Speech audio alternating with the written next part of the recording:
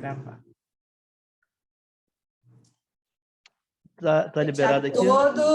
Boa noite a todos, sejam muito bem-vindos à última live do ano da Uninível.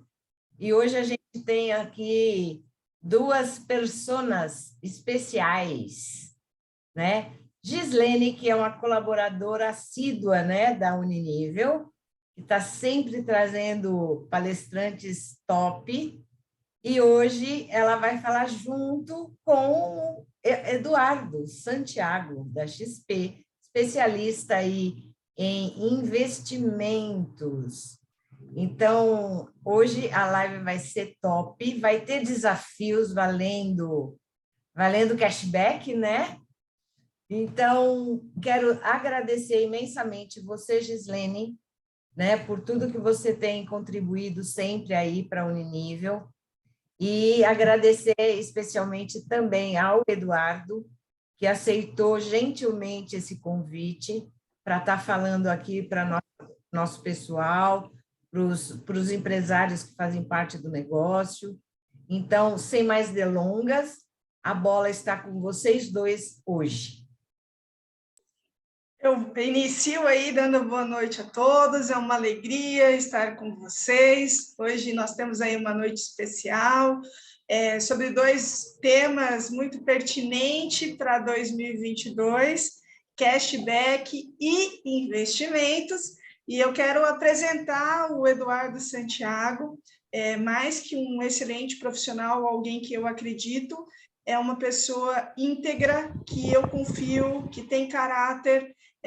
Ele trabalha comigo em um outro projeto, é aquele que não para, que 6 da manhã ela está mandando mensagem, faz a gente sair correndo atrás dele. O Lelo está aqui de prova, né, Lelo?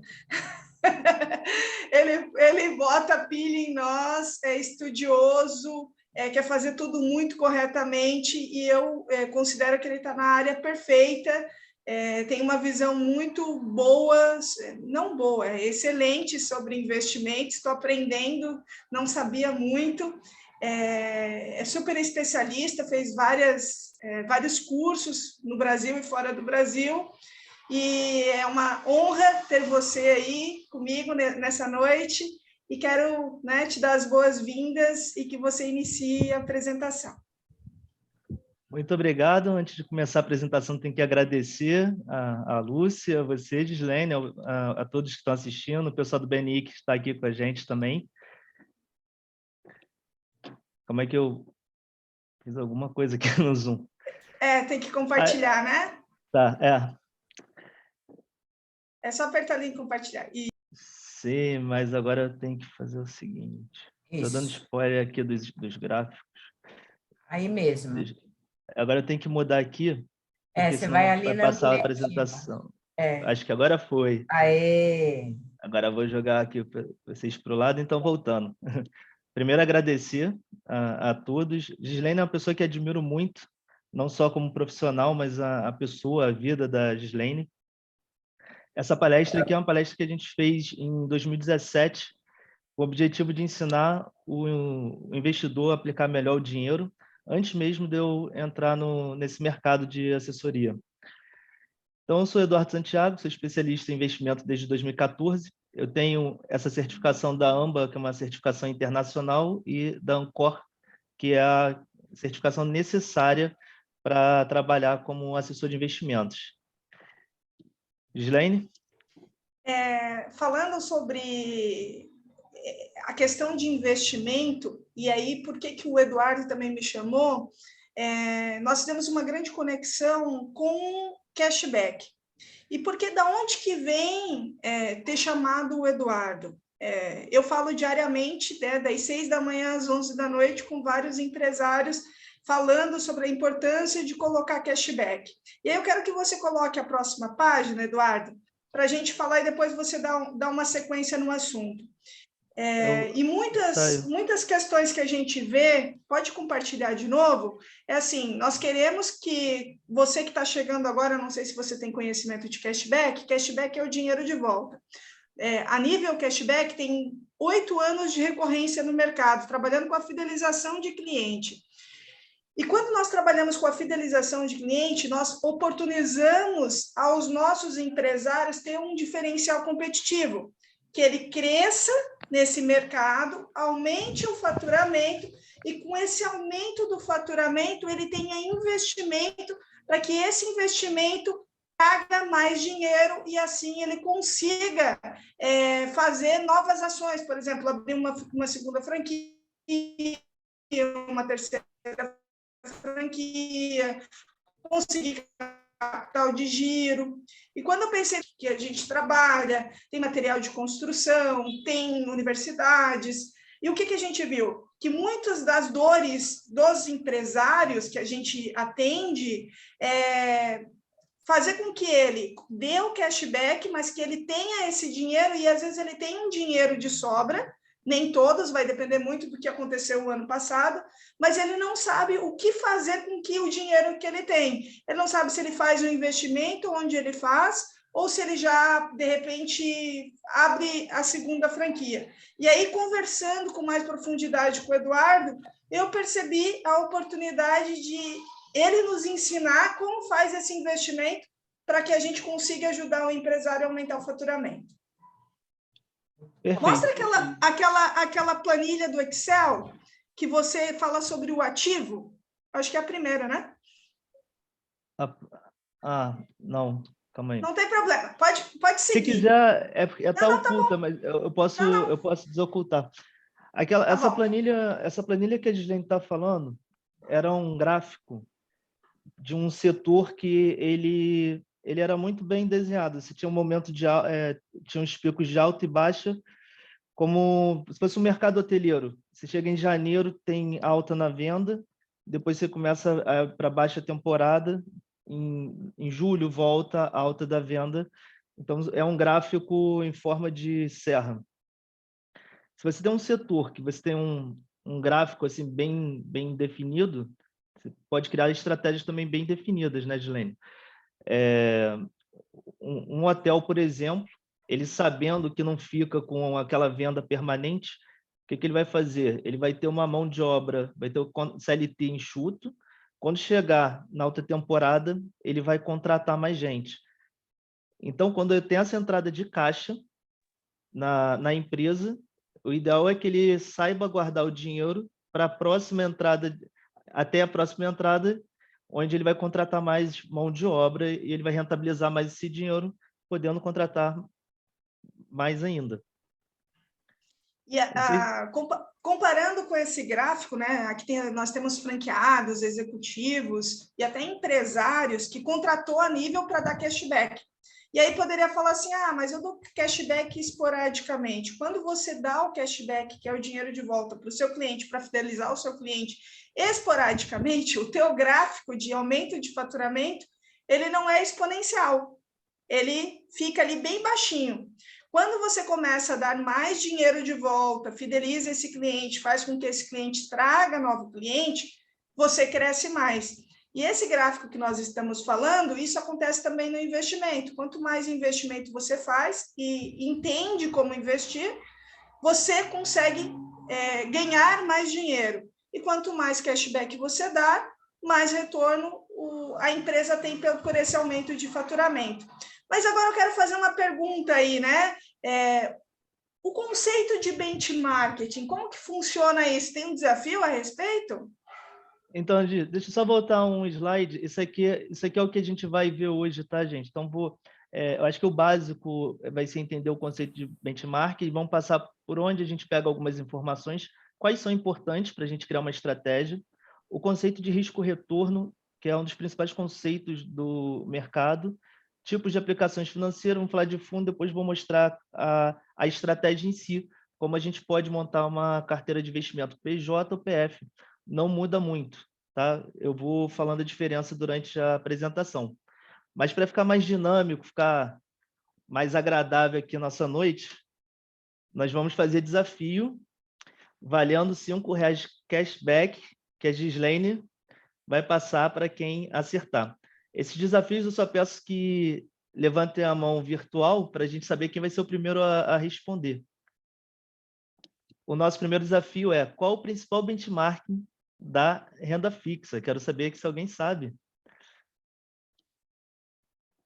Podem chutar, podem chutar. Eu E posso? tem vários Eu posso desafios levantar a de mão? Quem que está falando? Pode? Só fala o nome, então, para eu saber. É a Lucy mesmo. Pode? Pode, Luci. Tem alguma coisa a ver com o Selic, como que chama? Ai, Tem a ver. Tá próximo. é, Eu caramba, estou pronta, fugiu o nome para aqui. responder. Pode falar, Anaélia. Vou ganhar. Vai lá, Eu acho acho, que eu acho que é o principal benchmark de renda fixa é o Tesouro Direto. era esse o nome que fugiu aqui da minha língua. Foi quase, hein? Na trave. Foi quase. Foi na, Olha, CDB? foi na trave. CDB? Não é o CDB, mas CDI? é próximo. CDI, quem falou CDI? Eu, Lucy. Luci vai ganhar R$5 da Gislene no R$5. cashback. Foi chutando a bola até acertar no gol. Não tem problema, o legal é a interação. é isso aí. Mas foi legal, porque esses desafios me dá até o norte das explicações que eu vou passar para vocês, tá? Eu vou falar depois a diferença do CDB para o CDI e vou aproveitar para explicar sobre o Tesouro. O CDI, ele é o nosso principal benchmarking. Toda área estuda um benchmark, cada um tem um conceito de benchmarking diferente na carteira. Para a gente, vamos ficar todos aqui no mercado financeiro com o mesmo conceito. CDI é o salário mínimo dos investimentos. Isso significa que eu não vou aceitar nenhum rendimento abaixo do CDI. No caso, você fala que é a taxa referencial, não é isso? Isso, a taxa do CDI. No próximo slide eu vou mostrar a taxa do CDI. Aqui a gente botou botou no gráfico o rendimento do CDI. Essa linha preta aqui é o CDI, aqui, ó, 2006 a 2020. Então, qualquer gráfico que fique abaixo dessa linha aqui é um investimento que não é bom, que a gente vai ter que rever. Inclusive, quem tem previdência, se pegar o CNPJ da previdência, a gente consegue fazer essa comparação com o CDI.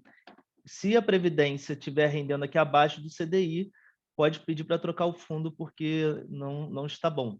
Mas olhem sempre assim, acima de 2, 3 anos, tá? Porque alguns fundos no curto prazo podem cair um pouco pela volatilidade. Então, se o salário mínimo é R$1.100, ninguém vai aceitar receber 800. Por quê? Porque eu tenho a opção de receber R$1.100 num emprego similar. Aqui é a mesma coisa, eu não vou aceitar abaixo do CDI, porque eu tenho a opção de ter um investimento rendendo CDI, com liquidez diária e com baixíssimo risco. Alguém me perguntou sobre a taxa, né? Referencial. Isso aqui a gente tirou do valor econômico. O que a gente precisa ver aqui, não precisa ficar preocupado com os nomes. A única coisa que eu quero mostrar aqui é esse CDI over e a Selic. Esse aqui é o rendimento do CDI ao ano, 7,65. E olha aqui a Selic, 7,65. O que acontece é que o CDI vai sempre andar muito próximo ou igual à Selic.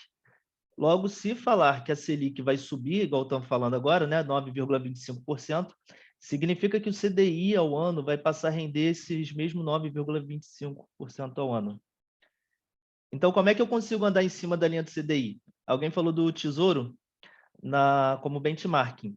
Eu falei que bateu na trave, porque na prática você pode usar um tipo de tesouro, que é o Tesouro Selic. O Tesouro tem várias aplicações, um deles é a Selic. Então, posso colocar minha aplicação no Tesouro Selic, é o mais seguro do Brasil, tá? O título mais seguro do Brasil, não tem volatilidade e a gente consegue sacar durante a semana do horário que o Tesouro fica aberto. O CDI também tem CDBs, que é diferente do CDI, atrelados ao CDI com liquidez diária, que podem render 100% do CDI. Então, para que eu vou querer uma aplicação mais arriscada, rendendo menos, se eu posso ter uma aplicação que vai me devolver o dinheiro no mesmo dia, rendendo 100%? Só para chamar a atenção aqui, se a gente tiver com aplicação no CDI, rendendo 7,65, se tiver com muito financeiro, tá? Vocês me perguntem.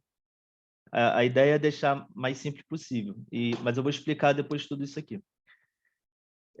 Se a gente estiver rendendo o CDI 7,65, na verdade, a gente está vendo o dinheiro render no banco, mas a gente está perdendo dinheiro, porque a inflação, aqui medida pelo IPCA, por exemplo, está 10,67. Se a gente pegar a inflação medida pelo IGPM, 17,89. O que eu posso fazer? Em vez de eu escolher o CDI como meu benchmarking, que é a taxa que eu quero superar, eu posso ter um CDI que é atrelado ao IPCA. Eu posso usar o benchmarking, o IPCA. Então, não vou mais tentar ganhar do CDI, vou tentar ganhar do IPCA. O que eu quero dizer? O benchmarking pode ser qualquer índice que eu queira superar. Quem aplica na Bolsa, 100% Bolsa de Valores, vai tentar superar o índice Bovespa. Quem quer ganhar da inflação vai tentar superar o IPCA. Quem quer ficar na renda fixa simples vai tentar superar o CDI. Alguma dúvida, observação? Gislaine? Podemos seguir. Estou muito técnico, está tranquilo? Então tá. Dando feedbacks. Aqui eu coloquei só para a gente ter uma noção. Está dando retorno aqui, alguém? Aqui é para a gente ter uma noção do que o Banco Central está imaginando para 2022. Então, primeiro, eu mostrei uma foto do que aconteceu. Só preste atenção aqui no IPCA, que a previsão é de fechar 10,18. E para 2022, o IPCA, pelo Boletim Focus, está com previsão de fechar 5,02. Porém, a Selic, ela está com previsão de fechar esse ano a 9,25, e vai fechar, porque o Banco Central já sinalizou, e para o ano que vem 11,25. Esses dois índices aqui, eles vão fazer diferença quando eu for falar lá na renda fixa, na hora da gente escolher tipos de renda fixa. Só fique em mente que o IPCA para 2022 está com tendência de ficar menor do que esse ano, mas a Selic é o contrário, tendência de subir. Esse relatório aqui sai toda segunda-feira, atualizado. Para vocês também do cashback é interessante olhar, porque aqui dá para ter alguma noção do que esperar para o próximo ano. O Gustavo, semana passada, passou aqui, ele ensinou aqui algumas técnicas, né, para a gente melhorar a performance, mas olha só, PIB, por exemplo, a previsão de PIB baixo, câmbio com melhora em relação a esse ano, mas é um câmbio alto ainda. Então, esse gráfico aqui é bom para o empresário olhar, até para a própria atividade, não só para a área financeira. Toda segunda-feira eu pego isso aqui no LinkedIn.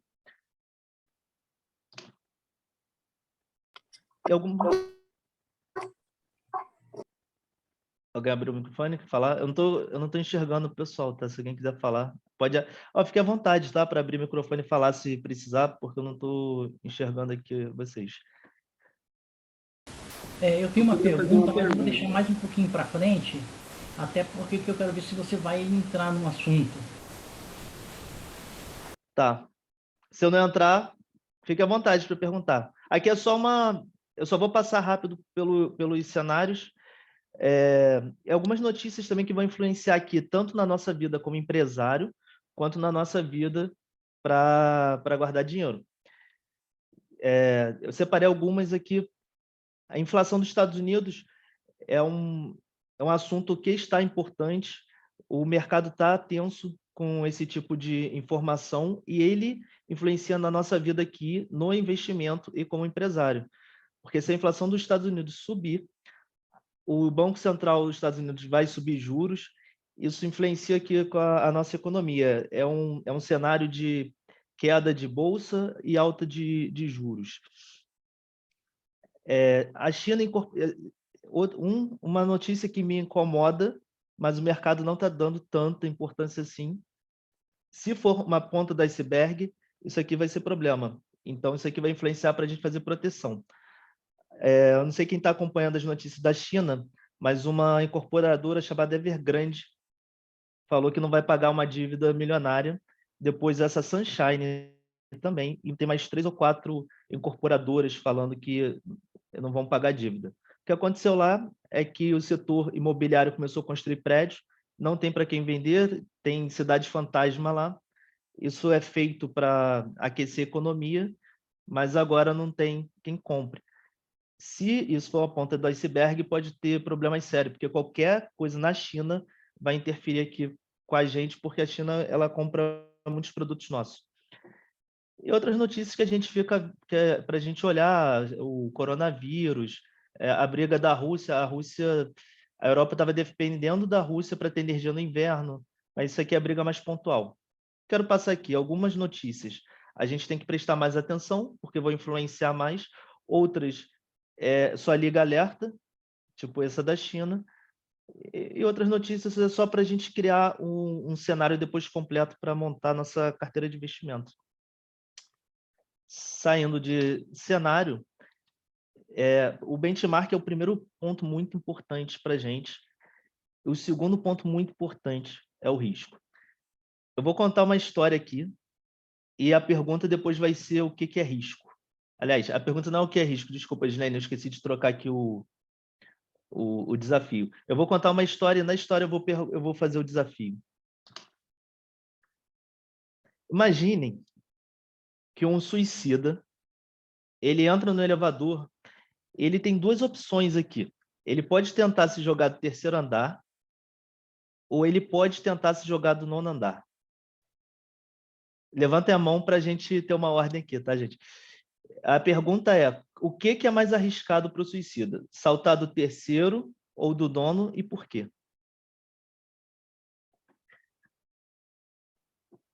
Vai lá, Fábio. Então, para mim, eu acho que ele é mais arriscado saltar do 3º, e porque é um andar mais baixo e tem maior probabilidade dele ficar vivo, né? Acho que é isso. Vou ver o Diógenes, mas ninguém levantou a mão, depois eu... Se ele tem intenção de se suicidar, ele vai se jogar do 9º, porque ele tem certeza que vai morrer. Boa. Posso dar a resposta? Eu vou dar a resposta porque o Fábio acertou, tá, gente? O 3º andar, para o suicida, ele é mais arriscado. E aí eu vou passar o conceito para a gente trazer aqui de risco. Toda vez que a gente falar de risco no mercado financeiro, se vocês trocarem pela palavra incerteza, vai dar certo. Então, se o suicida ele salta do 3º andar, a incerteza dele do êxito da morte é menor. Aliás, a incerteza é maior do que a do 9º. Do 9º andar, é quase certo que ele vai morrer. Do 3º andar, não. Anotou aí, né, Gi? Fábio vai ganhar o cashback de R$5. Sim, já anotei. Então, do 3º, ele não tem certeza do evento. Ele tem muita incerteza ali.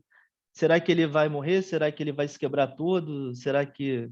O que vai acontecer? Tem muita incerteza. Então, eu quero substituir aqui, nessa nossa apresentação, a palavra risco por incerteza. O que eu quero dizer? Se a gente colocar a nossa aplicação, nossa ou da empresa, num título que vai vencer em 10 anos, a nossa incerteza se a instituição vai existir até lá e se a gente vai conseguir receber o dinheiro é muito maior do que a incerteza se eu emprestar o dinheiro para 1 ou 2 dias. Ou seja, eu tenho mais risco aplicando no longo prazo do que no curto prazo. Volatilidade. Vamos supor que a gente compre o dólar. Eu tenho certeza do valor do dólar amanhã, eu tenho certeza do dólar daqui a 1 mês, daqui a 3 meses. Então, quanto maior for esse sobe e desce do valor do dólar, maior a incerteza, ou seja, maior o risco. E oportunidades. Quando eu aplico dinheiro e prendo dinheiro, por exemplo, eu tenho aquela incerteza se eu vou ter outra oportunidade e meu dinheiro está preso. são alguns tipos de incerteza que nós temos aqui, tanto para pessoa física quanto para pessoa jurídica. Algum comentário aqui sobre o risco? Então, o ideal é aplicar em alguma coisa, em algum tipo de investimento que você pode resgatar rapidamente se você vê que está mudando alguma coisa no cenário. Tá. Deixar preso, é isso? Eu vou passar depois por outros slides que eu vou explicar melhor, mas a gente aceita o risco, desde que aceite um maior retorno. Eu posso aplicar para 5, 10 anos, mas eu vou querer um retorno desse título muito maior do que o retorno com liquidez, que é o próximo conceito, que é do risco-retorno. Aqui, o que eu quero dizer é o seguinte, se eu trocar a palavra risco por incerteza, a gente fica mais fácil de entender. Porque o risco, quando a gente pensa em risco, a gente pensa em coisa ruim. Na verdade, não é só incerteza, eu não sei o que vai acontecer. O dólar, por exemplo, não é porque ele é volátil que é errado comprar, mas eu vou ter esse risco da variação dele e eu vou ter que considerar isso na hora de montar a estratégia. Eu respondi? Sim. Era isso? É. Essa relação risco-retorno é a única relação, uma das relações que eu nunca vi falhar. Sempre que tem mais risco no mercado, vai ter mais retorno. Sempre que não tem risco, o retorno é baixo. Inclusive, isso é muito bom para ser utilizado para não cair em golpes financeiros. Então, a gente sabe que a Selic está 7,65. A pessoa fala que você pode aplicar o dinheiro, vai te dar 15% ao mês. No mercado financeiro, se você abrir plataformas de qualquer banco, você não acha nada que vai te remunerar 15% ao mês. Então, o que isso vai desconfiar? Essa relação de risco-retorno está muito boa para ser verdade. Então, vou começar a pesquisar mais sobre essa proposta de 15% ao mês, porque provavelmente é fraude. Eu falo isso porque todo mês 2 ou 3 pessoas me perguntam sobre um investimento em um fundo que dá 15% ao mês e quando eu vou ver é fraude. Vamos para outro slide. Aqui, para passar, a gente passou pelo benchmarking e falei um pouquinho do risco. Essa aqui é a ideia. Vamos supor que aqui eu coloquei 2 fundos aqui. Aqui, onde está essa linha preta, é o nosso benchmark, é o CDI. Essa linha vermelha aqui é um fundo, e essa linha verde é outro. Esse fundo aqui é aquele que eu falei que vai ser descartado. Por quê? Ele está abaixo do CDI. Agora, vamos supor que esse fundo vermelho esteja bem em cima do CDI. Eu posso aceitar esse fundo, porque ele está rendendo aqui o CDI e ele é tão seguro quanto o CDI, tá vendo? Ele não tem volatilidade, ele é um fundo retinho. Esse aqui, que está em verde, ele tem um pouco mais de volatilidade, ele tem volatilidade, não é muita, mas tem. Mas olha só a diferença de rendimento, que eu olho aqui pelo lado, de um para o outro. Então, eu posso se eu sou uma empresa que eu tenho como regra, eu não posso aplicar nada agressivo ou moderado, tem que ser só conservador, eu vou escolher ficar nesse vermelho aqui em cima do preto, na verdade, tá? Agora, se eu sou uma pessoa física ou uma empresa que posso colocar como eu quiser, eu posso botar um pouco do verde, um pouco do vermelho, fazer a média. O importante é saber, se eu colocar no mais arriscado, eu vou querer um retorno maior. Não é nem querer, assim, pode falar. Hein, Eduardo? E aqui também em relação ao cashback, a gente até estava conversando, né? Imaginamos que uma empresa fechou o cashback conosco e ela começa a dar um cashback por semana. Ou ela não dá o cashback. Então, não vai fazer muita diferença. Ela está aqui. Ela até começou a dar cashback. Ela estava imaginando que não fidelizava ninguém. Aí ela fez uma ação e ela percebeu que dar cashback é muito bom, que fideliza, aumenta o faturamento, aumenta o ticket, traz recompensa, faz com que o cliente traga mais cliente. Então, ela vai para o preto, ela começa a aumentar aqui e crescer. Mas quando o proprietário, né, os sócios entendem que dar cashback aumenta o faturamento de verdade e ele é um parceiro forte da Nível, ele faz as ações, o que acontece? Vai para o verde. E por mais que, não, mas hoje a gente não teve aí uma ação tão forte, mas daqui a pouco vai ter ações muito fortes, porque você pode fazer super cashback, você pode fazer uma campanha relâmpago, você pode fazer um engaje e ganhe, você pode utilizar as redes sociais, você pode fazer parceria com uma outra empresa lateral que também está na Nível. Hoje a gente tem mais de 1.000 cidades atendendo com a Nível Cashback.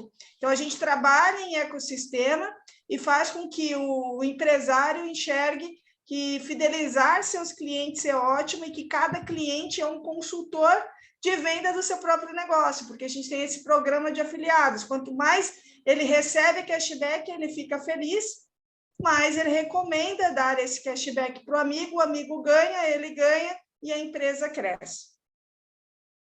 Enquanto você estava falando, Gislene, eu pensei aqui uma coisa. Eu não sei se no mercado de vocês é assim, mas no meu acredito que seja parecido. Se a gente escolhe empresas para abordar, para ser nosso cliente, utilizar o cashback, as empresas mais difíceis, a gente vai esperar um retorno maior. As empresas mais fáceis, a gente até espera um retorno menor, né? Então, assim, por que eu vou perder meu tempo com aquela empresa difícil? Eu poderia estar captando outras empresas, eu tenho essa incerteza. Mas se vier, eu quero um retorno bem maior do que aquelas que são mais fáceis. Talvez essa... Faz todo sentido. Por exemplo, dentro da Nível, a gente fala que clientes bons para nós são rede de postos de combustível, ramo da alimentação, empresas que têm alto fluxo. Porque todo dia o cliente vai lá fazer uma compra. E aí, às vezes, a gente, entre aspas, fica negociando muito tempo com uma empresa que dá o cashback uma vez por ano com um valor muito baixo, ou que tem poucas vezes dá esse cashback no mês. Todos os clientes que têm intermediação de compra e venda são excelentes, pode se dar cashback, mas a gente não pode perder o foco do que é o nosso cliente ideal para trazer essa liquidez, esse lucro para o empresário final. Então, fazendo a analogia com o cashback sobre o risco-retorno, no cashback nós não vamos aceitar ficar perdendo muito tempo com algo que é incerto, que vai dar pouco cashback, que não vai rodar. Porque a relação do risco, da incerteza que você tem ali com o retorno vai ser baixa. Agora, se eu estou perdendo tempo com uma empresa que vai me dar um retorno muito alto, eu vou aceitar, porque a relação é boa dessa incerteza com o retorno. Eu até complementaria que para nós o melhor cliente em relação a esse gráfico é o cliente que entende o projeto e dá o cashback. Porque muitos clientes dão desconto, estão acostumados com a cultura do desconto que desvaloriza o produto. E agora, quando ele entende e começa a dar cashback, automaticamente o gráfico vai crescer, ele vai ter dinheiro, vai ter capital de giro, vai poder até fazer seus investimentos. Agora, quando ele tem receio e ele não quer essa inovação, essa tecnologia, ele fica ali embaixo, ele não cresce, fica parado, enquanto outras pessoas estão crescendo. Exato. Agora eu vou dar alguns exemplos na prática do risco-retorno. Eu ainda não expliquei o que é o CDB, ignorem o título, tá? Mas prestem atenção aqui. É o mesmo título, dois bancos, é o mesmo banco, tá? Eu não posso mostrar aqui, mas é o mesmo título do mesmo banco com datas diferentes, 2026, vencimento 2027. Então, aqui aqui é o risco, a incerteza. E aqui é o retorno. Preste atenção que 2026, o retorno é menor do que 2027, para o mesmo título do mesmo banco. Por que isso acontece? Isso aqui é matemática. Se esse banco aqui colocasse o mesmo retorno para 2026 e 2027, todo mundo ia pegar isso daqui, ninguém ia querer pegar o de 2027.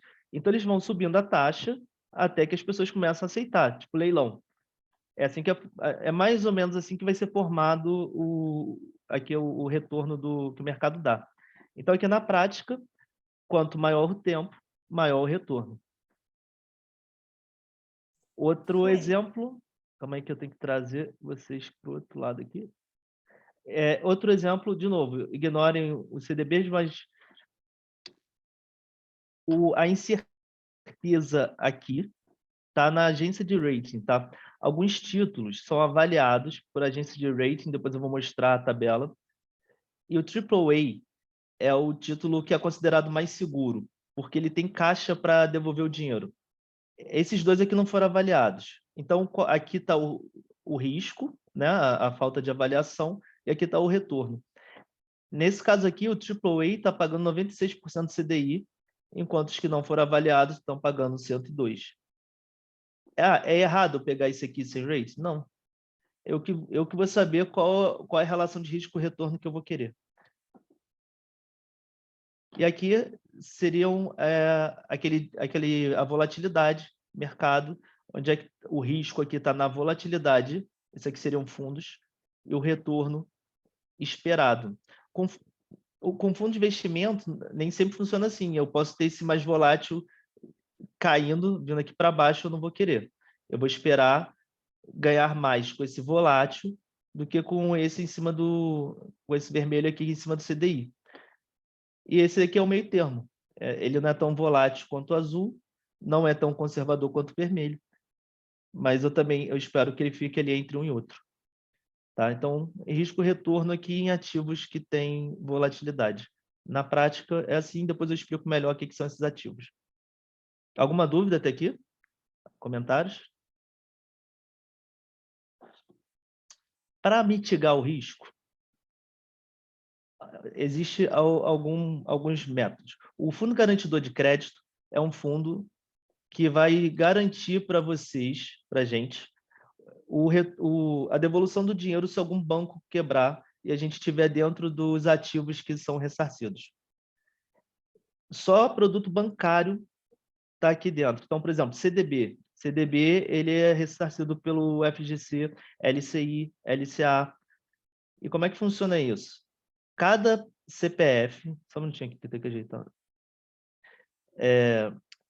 O Fundo Garantidor de Crédito, ele garante R$250 por CPF por conglomerado financeiro.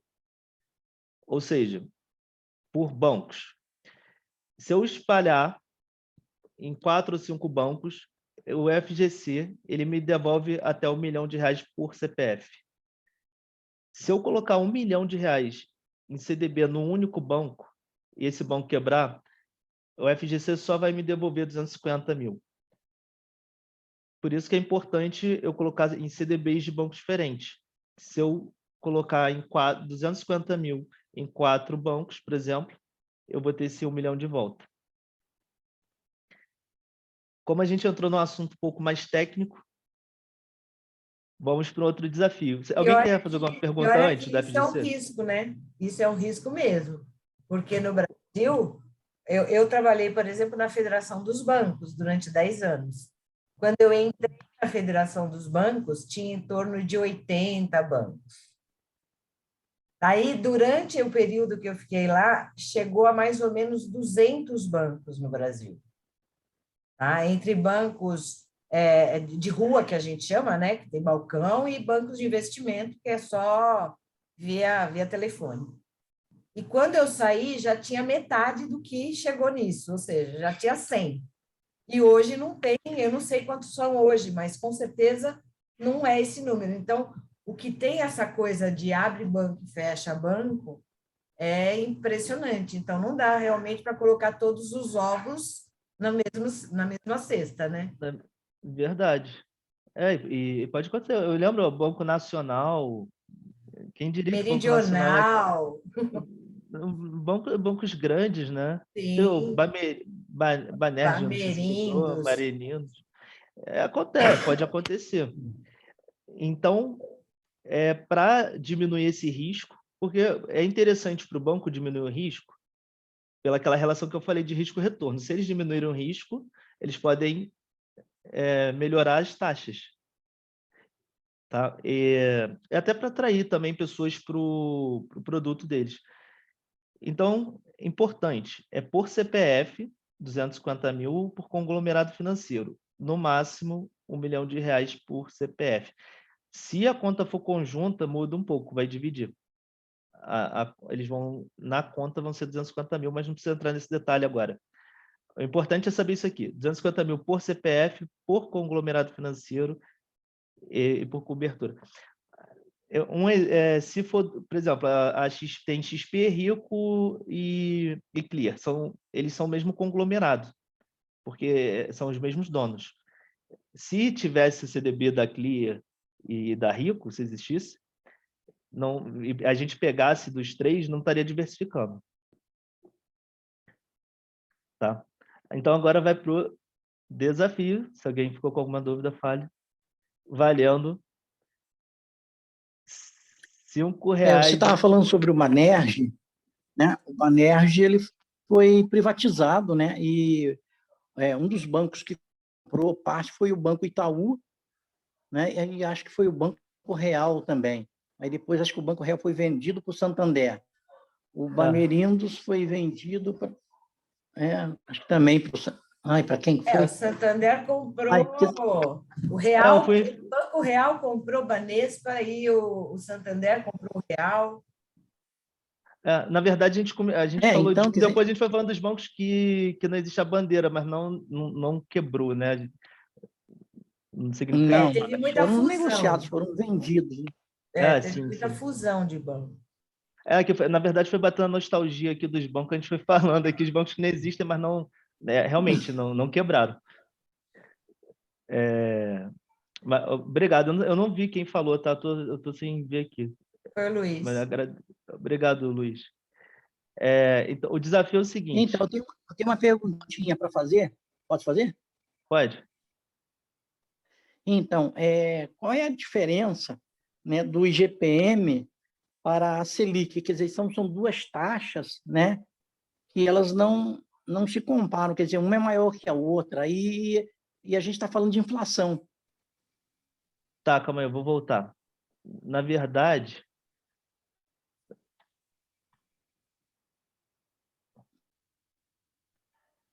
Aqui, né? Está falando disso aqui.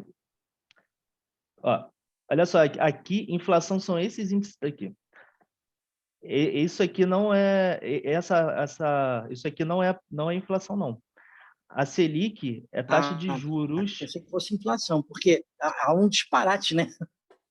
Sim, a inflação está desse lado aqui. Esse aqui é a inflação. O IGPM é inflação e a Selic é taxa de juros. A relação que vai ter a taxa de juros com a inflação é que o governo ele aumenta a taxa de juros para diminuir a inflação. Quando a inflação começa a subir, a gente já imagina que a taxa Selic vai subir também. Essa é a única relação assim, que eu posso fazer entre esses dois. Então, a inflação vai subir, depois os juros vai subir. Se a inflação começar a cair, estiver controlada, depois os juros voltam a cair. Foi? Quando a inflação estava em alta, a gente ouvia muito falar em overnight, né? Que é a virada da noite para o dia, né? Quer dizer, então, mas hoje eu acho que isso ainda é perigoso, né? Alguns países, como citou aí a China, né? Então, uma gigantesca lá quer dar um calote, quer dizer, isso repercute nas bolsas do mundo inteiro, né? Quer dizer, um dos causadores da inflação é a correção monetária.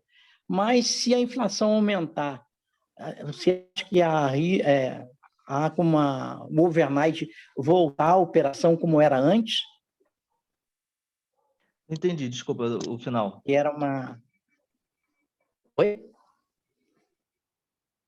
Você não entendeu? Não, eu não entendi o que falou no final, desculpa. Doutor Luiz. Não, eu disse que por exemplo, um dos causadores da inflação é a correção monetária. Mas como nós estamos vivendo uma inflação, principalmente pelos combustíveis, preço da carne, a cesta básica, quer dizer, tudo isso contribui para a inflação. eu pergunto para você se há riscos de se voltar a esse tipo de aplicação do overnight.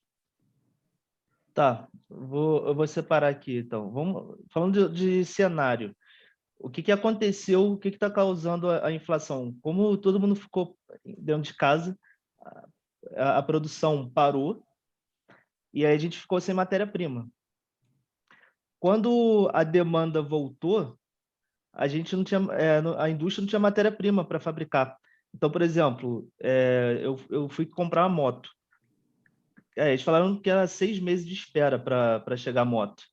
Ontem eu fui com minha noiva comprar roupa na costureira lá, ela falou que não tinha matéria-prima para ela fabricar. Esse aumento de demanda começa a fazer o preço subir, porque não tem produto na prateleira, tem muita gente querendo comprar, o preço vai subindo. O risco é o longo prazo. E aí eu estou aqui, ó. Procurou o negócio? Não.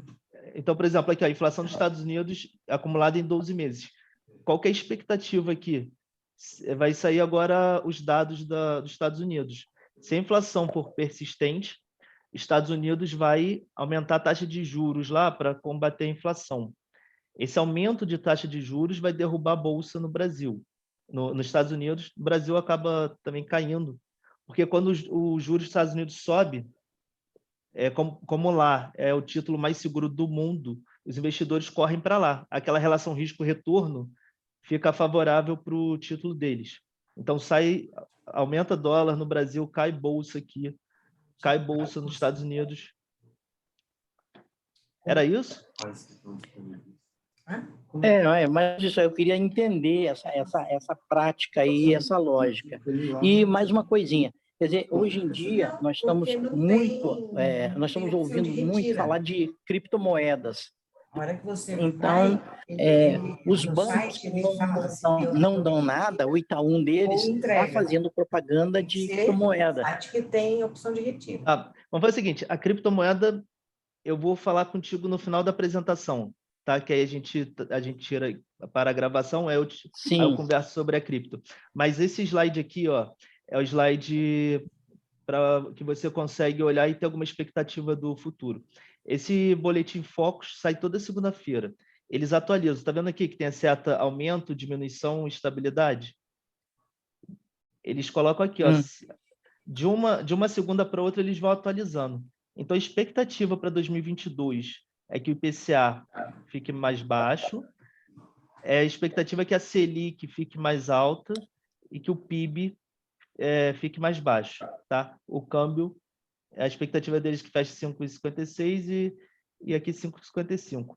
A questão da gasolina é questão de petróleo. O preço do petróleo subiu muito também e isso vai impactar no mundo inteiro, né? Respondi? Sim, aí eu vou aguardar também o que você vai falar no final sobre o investimento a gente bate um nos papo bitcoins, né? A gente bate um papo no final. Que aí quem quiser ficar, a gente faz um bate-papo. Esse desafio já foi, né? Não foi. É esse aqui. Deu spoiler do desafio. Então, eu falei do Fundo Garantidor de Crédito, que é só para produtos bancários, ou seja, Tesouro. Tesouro não tem Fundo Garantidor de Crédito, tá? Empresas, não tem. O desafio... Esse aqui eu já respondeu? Não. Estava aqui. Tá nele. Você tem que fazer ele. Então, o desafio é o seguinte. Se eu aplicar R$1 milhão em 4 CDBs de bancos diferentes, distribuindo 250 mil em cada, essa é a melhor forma de proteger utilizando o Fundo Garantidor de Crédito como patrimônio? Diógenes. Diógenes vendeu um livro muito bom, depois eu vou fazer propaganda. Sim. É a melhor forma de proteger, né? Você fazer um investimento em 4 bancos. 250 mil? 50 mil por operação. Boa. Obrigado, Diógenes. Fábio levantou a mão.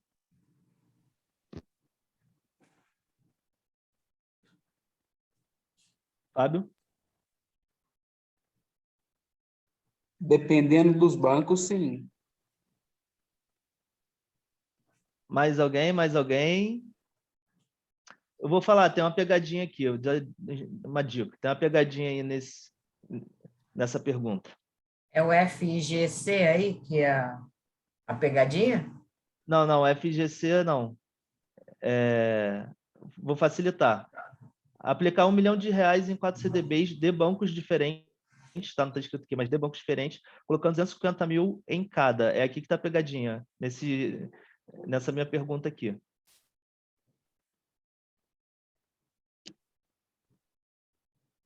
E o rendimento? Se ele tiver colocar 250, aí tem o rendimento. Ele não vai se quebrar, ele só vai receber o que ele aplicou, o que ele ganhou, não. Exato, Lúcia. Exatamente. O Fundo Opa! Garantidor de Crédito... Muito bem! Parabéns! Porque ele colocou lá 250, aí tem, sei lá, ficou um ano rendendo. Aí o banco quebra, ele vai receber só os 250 que ele pôs. Ele ficou um ano sem ganhar nada, porque o banco não vai pagar o que rendeu. Exatamente. Ele era essa a resposta. Faltou rendimento aqui, né? O que significa que se eu for aplicar 1 milhão querendo o Fundo Garantidor de Crédito, ideal, usando só o FGC, tá, gente? O ideal seria colocar em 5 produtos, né? No caso aqui, 5 CDBs, em vez de 4. Aí eu posso contar com rendimento. Aí o que eu posso fazer? Eu posso calcular, quando dá, né? Quando não é pós-fixado, calcular a conta que eu acho que eu vou receber de rendimento e botar um valor subtraindo para dar 250 mil. Ou eu posso assumir o risco assumir o risco de não receber tudo de volta. O Fábio estava com a mão levantada ali. Mas acho que o Fábio já respondeu, né, Fábio? Já. Alguma dúvida sobre a FGC? Então... Não, na verdade, eu nem entendo muito. Oi? As coisas vão ficando mais claras, porque aí eu vou explicando, e aí o que eu falei que não foi entendido vai começar a fazer sentido. Esse aqui é um exemplo. Lá atrás, quando eu mostrei o risco-retorno, eu falei do AAA e outro que não tinha rating, né? Alguns títulos são avaliados por essas 3 casas aqui, principalmente, a Fitch, a Moody's e a Standard & Poor's. Eles utilizam essa régua aqui. O que está em azul é um grau bom de investimento. Se for AAA, eu posso investir tranquilo. Algumas empresas têm regras que eu só posso aplicar em títulos de AAA. Outras empresas falam que eu posso em qualquer um que esteja dentro do grau de investimentos.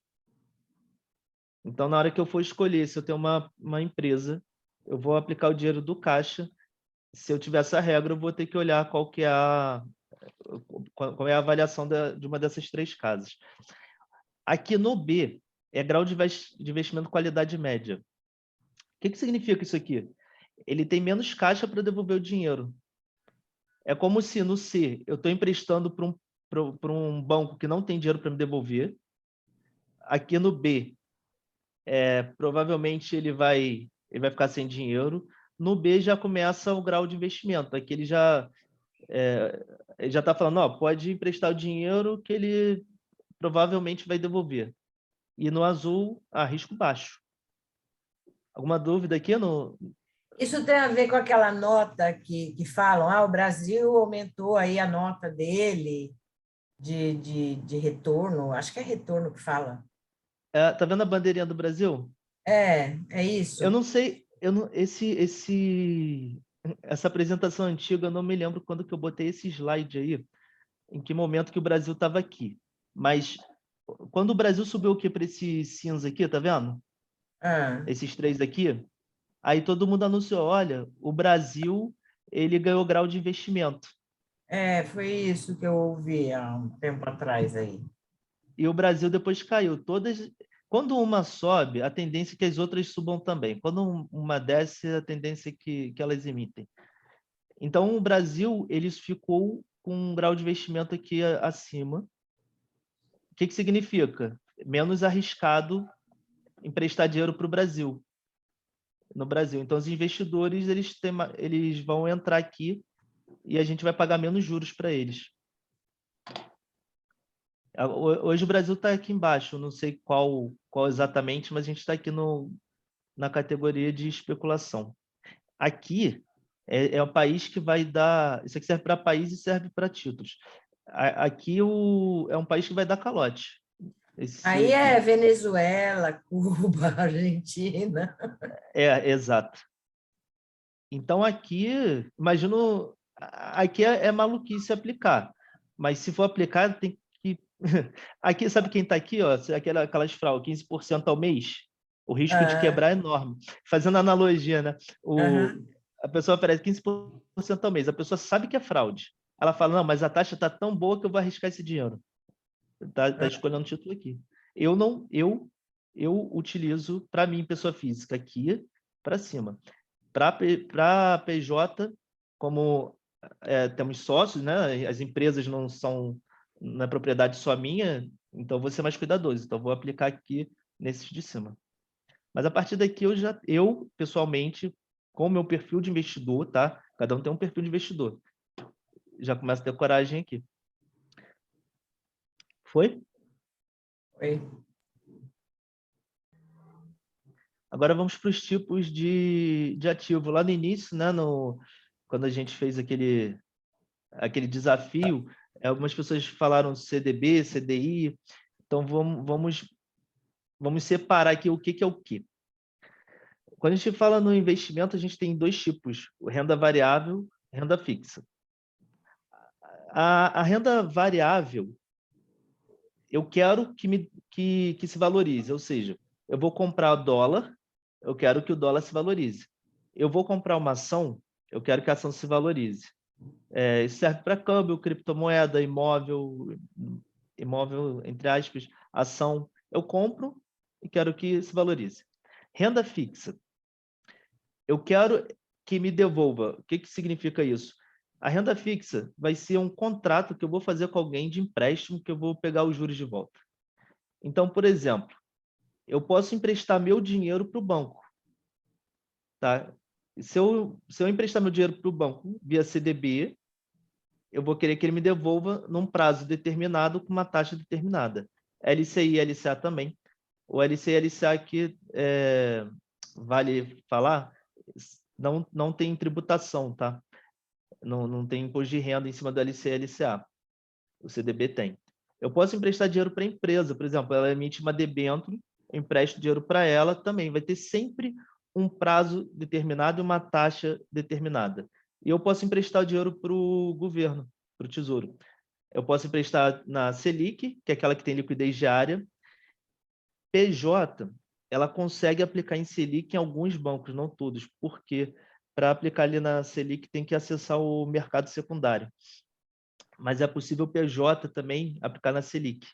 Isso é importante pelo slide anterior, quando eu falei de fundo garantidor de crédito, 250 mil em cada. Ah, mas eu tenho mais de 1 milhão. Vai para o Tesouro, porque o Tesouro é tido como o mais seguro. Então, tanto pessoa física quanto jurídica consegue aqui, sendo que a jurídica, entre aspas. Ficou claro aqui? Renda fixa. É como se eu fizesse um contrato de empréstimo com prazo determinado e uma taxa determinada. A renda variável é algo que eu compro, eu quero que se valorize e vou vender. A renda fixa é o conservador. E a renda variável é o investidor mais ousado. Ou não? Podemos... Normalmente, o conservador vai ficar na renda fixa, sim. Provavelmente, sim. Porque, assim, ações tem que ser agressivo, moderado. Fundo imobiliário também. O câmbio, eu falei assim, porque eu estou pensando nas empresas. Às vezes, a empresa tem uma política conservadora, mas ela trabalha com exportação e importação. Ela lida com câmbio. A empresa, às vezes, tem que fazer proteções que utilizam algo da renda variável Mas o que você falou é correto. O conservador vai querer ficar aqui. CDB, liquidez diária, Selic. E o moderado e agressivo já misturam. Porque na renda fixa, assim, não tem como você perder, né? Você investiu com aquela taxa, com aquele prazo, e é aquilo que você vai receber.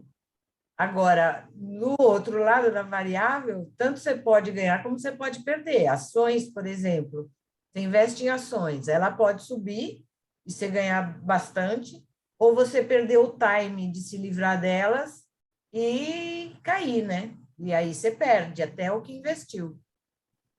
Exatamente. É isso. A renda variável, a gente não sabe qual que vai ser o valor dela. Vai ser o valor de mercado. Esse vale, eu botei imóvel aqui para provocar, porque quando tem gente que compra imóvel para investir. Não, eu só invisto em tijolo, imóvel. A pessoa compra imóvel. De certa forma, quando ela for vender, vai ser a preço a mercado. Pode vender mais caro ou mais barato.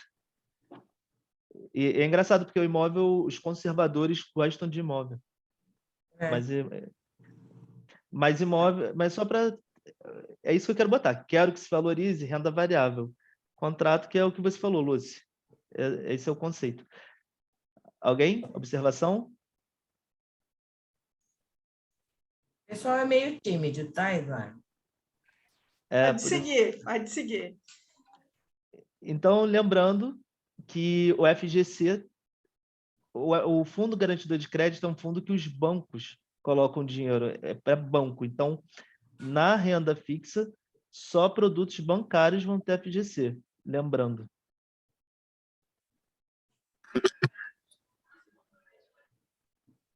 Aqui eu tenho que tirar vocês. Quando eu falo da renda fixa, tá? Estou aqui na renda fixa agora. Quando eu falo da renda fixa, esses contratos, vamos supor que eu tenho um contrato aqui para 2028, mas eu vou me deparar com 3 tipos de opção. O mesmo banco me deu a opção para 2028, eu posso escolher. Hipotético aqui. Se eu quero pré-fixar minha rentabilidade de 8,35% ao ano, nesse caso, eu já sei quanto eu vou receber. Eu posso escolher o pós-fixado, que eu vou atrelar o IPCA, que é aquele índice de inflação, mais uma taxa, e aí eu sei uma parte quanto eu vou receber, a outra depende de quanto tiver a inflação. Ou eu posso atrelar 100% ao índice, normalmente ao CDI, que era aquela primeira pergunta, qual que era o índice mais utilizado para renda fixa? Normalmente é o CDI. Então, pós-fixado, 100% CDI, eu não sei quanto eu vou receber.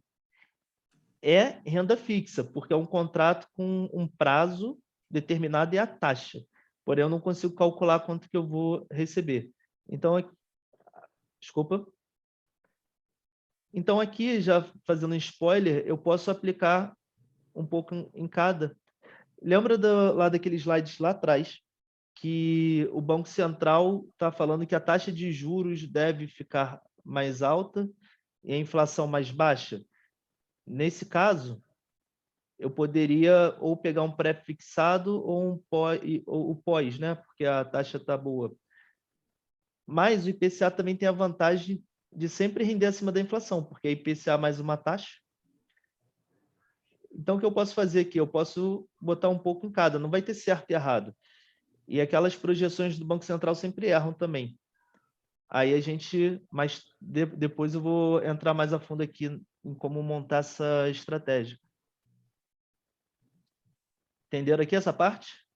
Beleza. Pré, pós, atrelado à inflação e atrelado ao CDI. Uhum.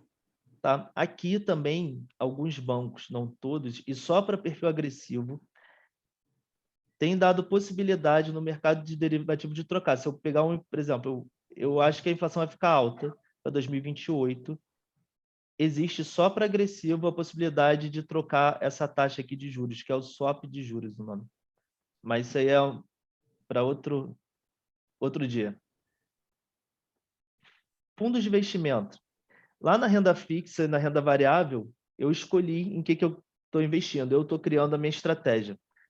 Mas se eu não quero ficar escolhendo ali minha estratégia, eu posso usar fundos de investimentos, que é uma terceirização. Outra vantagem do fundo de investimento é a liquidez, porque normalmente eu consigo pegar o dinheiro até 30, 60 dias, dependendo do fundo. Como é que vai funcionar um fundo de investimento? Eu pego meu dinheiro, botei lá no caixa do banco e vou escolher minha aplicação. Existem diversas gestoras ou assets que têm diversos tipos de fundo dentro dele. Eu escolho os fundos que eu quero e eu compro cota dos fundos. E esses fundos de investimento vão ter uma gestão que eles que vão comprar o título do Tesouro, as ações, eles vão fazer a gestão do patrimônio. Eu vou ganhar com a valorização desse fundo, ou seja, eu compro a cota, se eu quiser sair nesse tipo de fundo que eu estou falando, eles são obrigados a recomprarem. Se a cota se valorizar, eu ganho dinheiro. Se ela se desvalorizar, eu vendo com prejuízo. E existem diversos tipos de fundo, desde o mais conservador até agressivo, lembrando aqueles gráficos lá atrás que eu coloquei. Como é que funciona a estratégia do fundo? Eu tenho um fundo, por exemplo, que é só de renda fixa. Ele vai aplicar só na renda fixa. E aquele que é bem em cima ali da inflação, normalmente crédito privado. Eu posso escolher um fundo que vai investir nas ações dos Estados Unidos, por exemplo. Ou eu posso escolher o que essas long and short, por exemplo, estratégias de bolsa. No fundo de investimento tem de tudo, tá? Tem o multimercado, tem renda variável, tem fundo que trabalha com câmbio, tem fundo que segue o Bovespa, tem fundo que segue Bolsa Americana. Aqui, se eu quiser montar meu investimento só com fundo, eu consigo também. A vantagem é conseguir ampliar a estratégia e ter mais liquidez utilizando o fundo. Isso aí funciona também com carteira de ações, não funciona? Carteira de ações. Sim, tem gente... se eu não quero ficar comprando e vendendo ação, porque a ação ela é cara para a gente comprar e vender também, né? Ele vale a pena fazer isso a partir de um valor. Se eu não quero ficar comprando e vendendo, eu entro no fundo de ação e aí eles que vão ficar comprando e vendendo, eu não vou ter esse custo. E aí eu vou esperar que eles rentabilizem. É outra vantagem. Os fundos, eles têm vários especialistas de várias áreas, eles vivem de ficar comprando e vendendo ação. Eu sozinho não vou ter condições de cobrir tudo que eles cobrem, né? De ver economia micro, macro, de ficar vendo cada ação, bolsa, e fazendo reunião com o gestor das empresas, com o CEO da Magazine Luiza. Então, sim, funciona. E aí a gente tem diversos fundos de ação, tá? Tem várias estratégias. Eu não entrei muito a fundo aqui, porque o fundo tem tanto assunto que eu acho que eu ficaria 1 hora só nele. Mas se vocês tiverem alguma dúvida, quiserem perguntar, fique à vontade. Tranquilo. Eu só perguntei porque há muitos anos atrás eu trabalhei com uma pessoa que ela administrava carteira de ações de vários clientes. Então, ela comprava e vendia dentro daquele pacote desses clientes deles.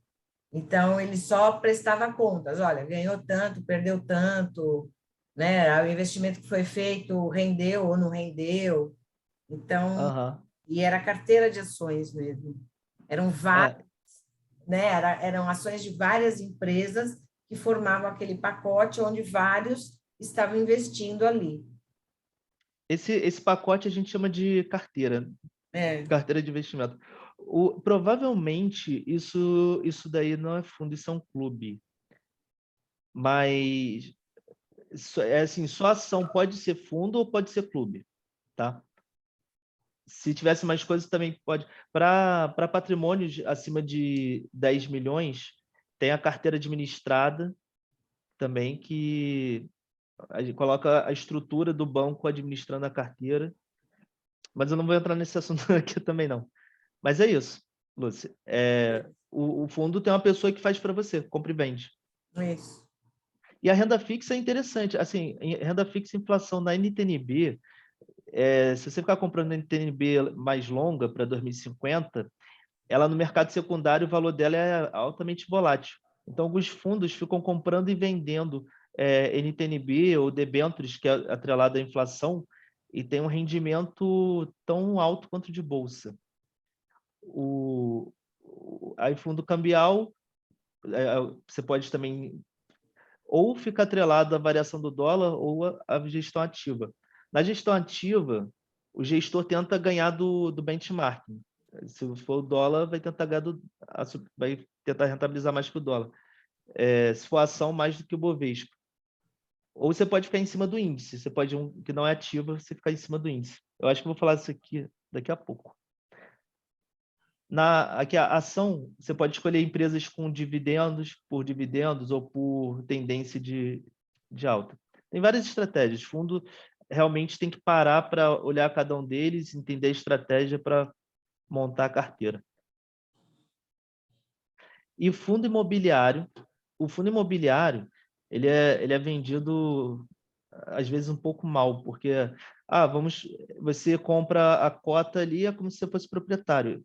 Até porque, por exemplo, aqui eu tenho um fundo de um shopping center, o fundo é dono do shopping.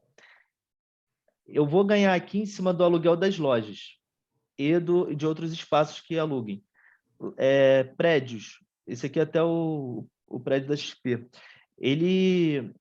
O fundo é dono de prédios, e a gente vai ganhar em cima do aluguel. Então, tem prédios, shoppings, silos, tem fundo que tem silos e aluga, hospital, logístico. Isso aqui é importante, é o seguinte. Um prédio, se tem um inquilino só, ele resolve sair, esse fundo vai apanhar muito, vai perder dinheiro. Então, o shopping, por exemplo, o shopping no período de coronavírus ficou fechado. Tiveram que renegociar o aluguel para baixo, vai impactar no valor do fundo. Então, antes de aplicar num fundo imobiliário, eu tenho que ver muito bem quais são os ativos desse fundo para saber se é arriscado ou não. E aí, a diferença é que no fundo imobiliário, o fundo não é obrigado a devolver cota, comprar de volta. Aqui é vendido no mesmo ambiente que a Bolsa de Valores. E aí, alguém ficou com alguma dúvida daqui de fundos? Eu tirei bastante slide de fundos, porque realmente é muito longo, mas se alguém ficou com alguma dúvida... Acho que a gente segue, já passou de 1 hora... Já passou? 1h30. Já, bastante. Eita. Então, vamos lá. Então, vou correr aqui. Essa é a parte da aplicação na prática, mas já estamos acabando, pessoal, são os últimos. Primeira coisa, a gente tem que entender qual que é o nosso perfil, tá? Se a gente tem perfil agressivo, moderado ou conservador. Nós que trabalhamos com investimento, quando a gente vai aplicar, a gente imagina algo como se fosse um time de futebol e a gente fosse o técnico. E aí a gente vai ter que fazer estratégias. Pessoas conservadoras só vão ter títulos conservador, não vão ter mais nada. Os moderados já vão poder ter um pouco do vermelho, a maioria aqui do azul e amarelo, e o agressivo, ele pode fazer qualquer coisa, ele pode ser conservador ou ter tudo em ação, por exemplo. Então, quando a gente vai pensar em investimento, pensa num time, de forma que quando você for aplicar o teu dinheiro, distribua de maneira que quando um ganha, outro perde, igual eu falei ali na renda fixa. Vamos correr depois. Algumas estratégias, tá, de riscos, o que a gente pode fazer na hora de montar a carteira? Aqueles ativos que eu falei da incerteza de tempo, ficar muito tempo preso. A gente pode pegar CDBs ou qualquer título que tenham vencimentos ano a ano. Isso, cada ano vai vencer um CDB, a gente pega esse dinheiro, reaplica de acordo com o cenário local. Se a gente está na renda variável ou com fundos de investimento, é que a Lúcia falou, não bota tudo na mesma cesta. Diversifica os fundos. Mesmo que seja estratégia bolsa, diversifica em diversos fundos para ter várias cabeças pensando. E ativos que ou tenham FGC ou sejam AAA. São maneiras para a gente minimizar o risco e tentar ganhar mais. E aquela incerteza Brasil, vai ter eleição 2022, alguns ativos aplicam fora do Brasil, ou, dependendo do patrimônio, dá para fazer aplicação lá fora mesmo.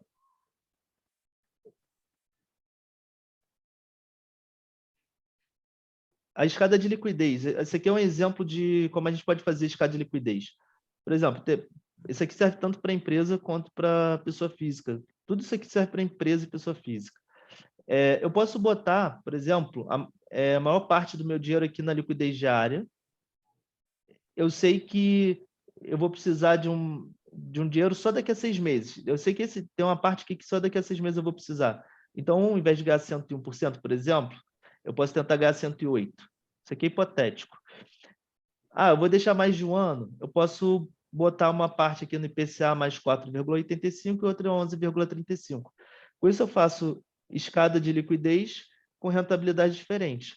O que vai definir a minha rentabilidade total é a proporção que eu vou distribuir aqui.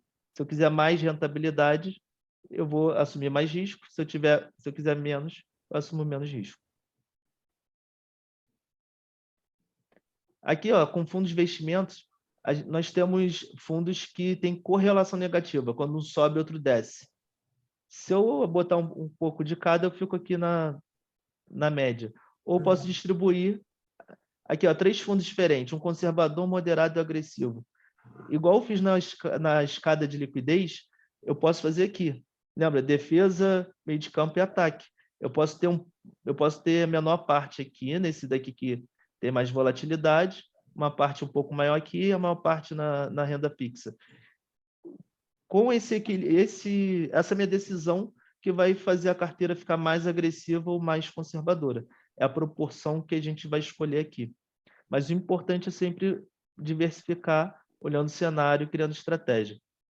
No final, quando você olhar todo o teu patrimônio financeiro, é assim que você tem que olhar, como se fosse uma coisa só. Então, se eu tenho um perfil conservador, minha rentabilidade vai ficar mais ou menos assim. Se eu tiver um perfil mais moderado, agressivo, minha carteira total de investimento vai ficar assim. É muito importante, para finalizar, respeitar o perfil do investidor, porque uma pessoa conservadora, numa queda dessa, realiza prejuízo e vai embora toda a estratégia montada.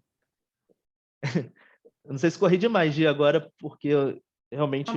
Tá ótimo, tá ótimo. Foi uma super aula, não é só uma palestra, né? E eu já participei de algumas e ninguém explica o que você explicou, não. Você entregou o ouro aí, ensinando como que a gente pode fazer os nossos investimentos. Até ia falar mais de cashback, mas a gente está aqui todas as terças-feiras. E você veio essa terça-feira. Então, eu deixei você falar... porque é muito conteúdo, um conteúdo denso, de suma importância para todos nós, e agora a gente abre para perguntas. Muito obrigada, Eduardo. Muito obrigado, peço perdão se eu estourei o tempo. Não, tranquilo. Eu estava feliz aqui contando. Eu corri um pouco no final, não sei se ficou claro. Não, ficou sim, porque numa tela antes, ficou assim, você explicou muito bem a coisa da diversificação. Então, esses últimos 2 slides, que eram praticamente gráficos mesmo, é só lembrar do que você explicou lá na tabelinha, que foi tranquilo. Eu achei ótimo a live. Muito, muito obrigado. Alguém Principalmente porque eu ganhei R$10 de cashback. Yupi! Anotou aí, né, Giz, os ganhadores. O Fábio precisa entrar em contato comigo. A Lucy, eu já tenho contato. Eu vou precisar do CPF da Lucy para passar os 10. Se vocês tiverem dúvida, quiserem depois entrar em contato também, Lucy, fique à vontade. Eu tiro as dúvidas depois também. Parou de gravar já, Lucy? Tá? Vamos parar agora. Eu não sei, alguém tem alguma dúvida? Tem perguntas, pessoal? O Lelo não pode ter dúvida, né? Ele é lá da BNI, não vai ter dúvida, né? Ele, se bobear, ele vem fazer a outra palestra. Tem competência, tem competência. O Lelo é extraordinário. Não em finanças, gente, pelo amor de Deus, não me coloca aí. Pode ser outro tema, não tem problema. Bom, com essa super aula de investimento, eu me senti rico. Agora voltei para a realidade. É importante depois darem o feedback, que essa palestra a gente vai melhorando, vai tirando. E colocar, às vezes eu tiro mais do que deveria, aí volta algum slide. Não, mas foi muito top. Alguém tem alguma pergunta ou eu posso encerrar a gravação e daí fica só no bate-papo aí, quem quiser? Porque às vezes a pessoa tem vergonha de fazer pergunta na... Então, vou fazer. Pode fazer mais um desafio hoje, para finalizar? Pode.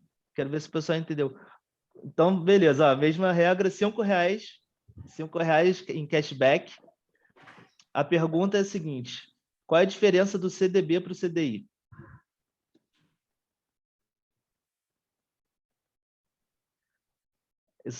Esse eu tirei dos slides, essa explicação.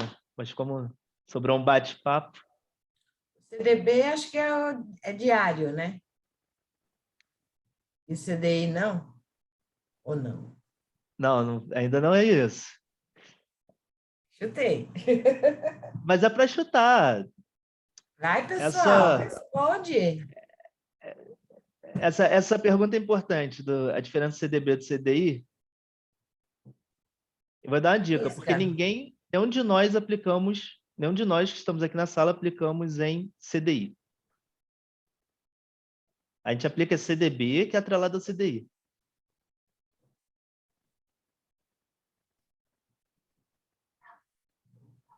Então, vou falar. Luiz vai falar, Luiz, Cláudio? Luiz vai falar?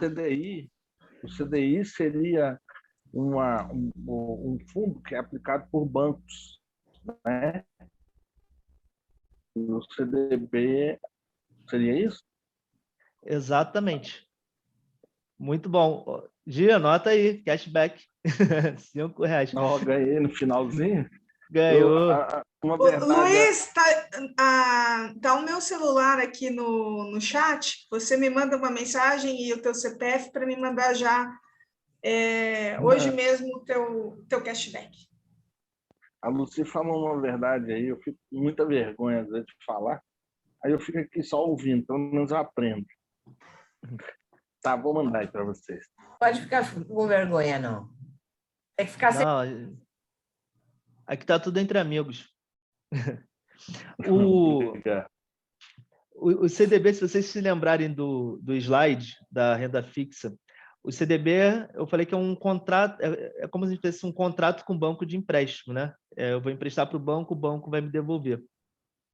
O CDI é empréstimo entre bancos. Um banco empresta para outro banco com esse contrato que se chama CDI. Essa taxa do CDI é a média das taxas praticadas. É que a gente usa essa palavra CDI com dois sentidos, né? A taxa do CDI over lá, que é a taxa, mas o CDI em si é empréstimo de um banco para o outro. Essa é a diferença. CDB é o nosso contrato, entre aspas, com o banco, e CDI é entre eles. Legal. Boa noite. Boa noite, Antônio. Boa noite. Na verdade, eu até ia falar que o CDB, né, é o investidor que empresta o dinheiro para o banco. No caso, o CDI é a taxa que determina o rendimento dele. É mais ou menos isso que eu entendi. É isso?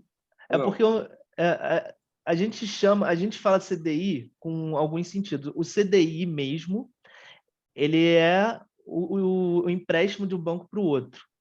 Essa taxa é gerada a partir da média das taxas praticadas entre os bancos. Ok. É igual a Selic, a gente chama de Selic, mas a Selic taxa é a Selic over, que também é a média das taxas praticadas na Selic. Então, isso aí que eu entendi. Então, confunde porque a gente usa o mesmo nome para duas coisas, para a taxa e para o contrato, né? Eu entendi que CDB é o investimento e CDI é a taxa, né, que gera o rendimento dele, né? É isso, mais ou menos, né? Ou não? O CDI gera o CDB é o que a gente investe e o CDI vai ser a taxa. Perfeito. É isso aí. É isso aí. Perfeito. Se você, isso daí é o suficiente. Mas se quiser um pouco mais a fundo de onde vem essa taxa, eu sou um banco e você é outro banco. Eu quero pegar dinheiro emprestado contigo, vai ser via CDI, que eu vou pegar emprestado. E a gente vai negociar uma taxa. Aí o Lelo é outro banco, vai pegar também emprestado contigo. Ele vai negociar outra taxa. A média dessas taxas praticadas vai ser essa taxa que é divulgada da taxa do CDI. Top. Tá? Beleza, São dois. obrigado. Eu não sei se fui claro. Foi, claro, claríssimo. Tem o CDI contrato e tem CDI taxa, que é a média das taxas praticadas nesses acordos. Entendi. Maravilha. Mais alguém quer falar alguma coisa? Encerrar a gravação? Pelo que eu li aqui na internet, o CDB ele é um investimento. Já o CDI ele é uma taxa que determina o rendimento dele. O CDI significa Certificado de Depósito Interbancário. Mas pode, assim, se pensar como taxa... É que o investidor o CDI, o investidor ele empresta dinheiro para o banco. No CDI, os bancos emprestam dinheiro para outros bancos. Quer dizer, os bancos emprestam dinheiro para outros bancos utilizando o dinheiro que o cliente está, de certa forma, investindo. É isso? Aí... Sim. Eu acho que eles emprestam para o banco dinheiro o nosso dinheiro para poder pagar a nossa taxa. Eles e ganham mais para poder pagar a nossa taxa um pouco menor. É isso? Calma, ficou muito da gente. Quando eu coloco o dinheiro no meu banco, quando eu empresto para eles, eu vou emprestar lá a taxa 7,5% ao ano. Aí, uma pessoa entrou no cheque especial, ele vai pegar esse meu dinheiro, vai emprestar para essa pessoa, cobrando quase essa taxa ao mês. É isso que o banco faz. Agora, se todo mundo, ao mesmo tempo, tentar ir no banco sacar o dinheiro, eles não têm, e eles quebram. O que há de mais perigoso para um banco é todo mundo pedir para sacar ao mesmo tempo. Tem chat aqui, eu não estava lendo.